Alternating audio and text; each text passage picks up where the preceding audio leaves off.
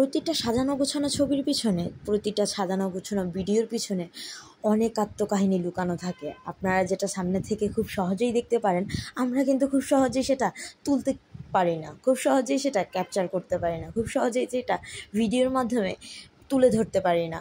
Video করতেও একটু সময় লাগে, আর যদি থেকে থাকে বাচ্চা কোলে, আর যদি পিছনে মানুষ কথা বলে সেই সব দিকেও তাকান, আবার সাথে যদি এমন একজন মানুষ থাকে যে ভিডিও করাটাই পছন্দ করে না, তাহলে তো হয়েছে এই কাজ।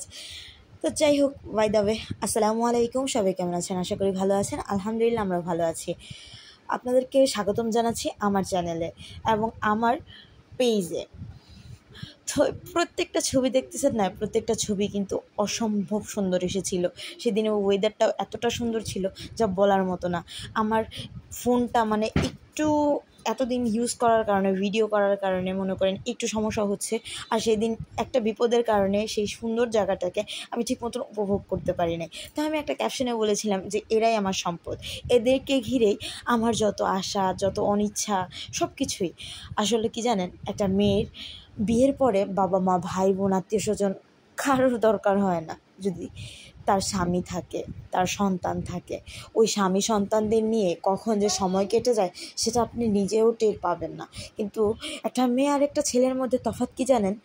একটা মেয়ে পুরা সমাজের জন্য, পুরো বাকি সব কিছুর জন্য স্বামীকে কোনো দিন ছেড়ে যাবে না, কিন্তু একটা স্বামী বাকি সব কিছুর জন্য তার স্ত্রীকে ছেড়ে যাবে। এটাই হচ্ছে একটা মেয়ে আর ছেলের মধ্যে তফাৎ। এটাই হচ্ছে আমাদের সমাজের নিয়ম। মেয়েটার বিয়ের পরে যদি মেয়ে তার বাবা মার সাথে অতিরিক্ত কথা বলে, তাহলে বলে এই মেয়েটাতে দিয়ে সংসার হইব না, এই মেয়ে তো সংসার করতে আসে নাই, এত বাপ মা করে, তা বাপ মার কাছেই কেন থাকে না।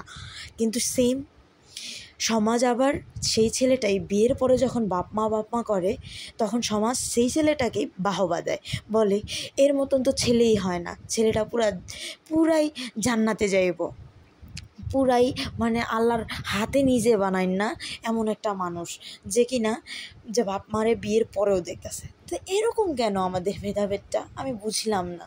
তো যাই হোক, আমি সেদিনকে গিয়েছিলাম এত সুন্দর একটা জায়গায়, যে আমি এমন বিপদ না হইলে আসলে আমি অনেকক্ষণ ঘুরতাম, যেহেতু হাজব্যান্ড ওয়াইফ গেছি, আমি আর আমার বাচ্চা, তো সেহেতু অনেক কিছু ঘোরার বাকি ছিল। কিন্তু দুর্ভাগ্যবশত একটু সময়ের জন্য যে আমার চলে আসতে হয়েছে। আমি মানে আনএক্সপেক্টলি অ্যাক্সিডেন্ট করছি। তো দুর্ঘটনা কি জানেন, বলে কয়ে আসে না, কখন যে চলে আসবে, আল্লাহ কী যে লিখেছে কপালে, সেটা যতক্ষণ পর্যন্ত না হবে আপনি টেরই পাবেন না। আল্লাহ ভবিতব্যে যা লিখেছে তাই হবে। দেখেছেন ওয়েদারগুলো, দেখেন জাস্ট ক্যামেরাতে তো আমি বুঝাতে পারছি না, সামনাসামনি দেখলে হয়তো অনেকটাই বুঝতে পারতেন। সেই দিনটা না ছিল গরম, না ছিল বৃষ্টি, মানে এত সুন্দর ওয়েদার ছিল।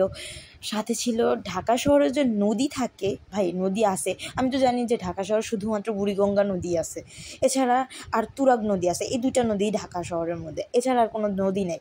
কিন্তু আমি মানে বুঝতেই পারি নাই রে ভাই, যে ঢাকা শহরে নদী আছে, ঢাকা শহরে গ্রাম অঞ্চলও আছে, তাও আমি যে জায়গায় থাকি তার থেকে কিছুটা দূরত্বেই আছে। তা আমি সেদিনকে যাওয়ার পরে এত ভালো লাগতেছিল। তো আমি লোকেশনটা বলি, যারা যারা এখনও যান নাই, মানে যেতে পারেন চাইলেই। এটাকে বলা হয়, কী যে বলবো ভাই, মানে ভয়েসও আমি দিতে পারতেছি না, কারণ আমি অসুস্থ, আমার ছেলেও অসুস্থ, ছেলে অনেক ডিস্টার্ব করতেছে ভয়েস দেওয়ার জন্য। তো নদীগুলো ছিল, নৌকা ছিল, মাছ ধরতেছিল জেলেরা, মানে এত ভালো লাগতেছিল, মনে হইতেছিল হচ্ছে ছোট্ট এক টুকরা গ্রামে চলে আসছি কিছুক্ষণের মধ্যে। আমার বাসা থেকে যেতে বেশি সময় লাগে না, আধা থেকে মানে 1 ঘন্টা থেকে 1.5 ঘন্টা সময় লেগেছে যেতে, তারপর আসতে একটু বেশি সময় লাগে, কারণ গাড়ি পাওয়া যায় না। ওইখানে ছিল বাচ্চাদের খেলার জন্য প্লেস ছিল, তারপর মানে রীতিমতো অনেক কিছু ছিল, নদী ছিল, তারপরে ছিল প্রকৃতি এত সুন্দর যা বলার বাহিরে। আল্লাহর সৃষ্টি সব কিছুই সুন্দর। দেখেছেন আকাশগুলো দেখেন, তারপর নদীটাকে দেখেন বাহিরের।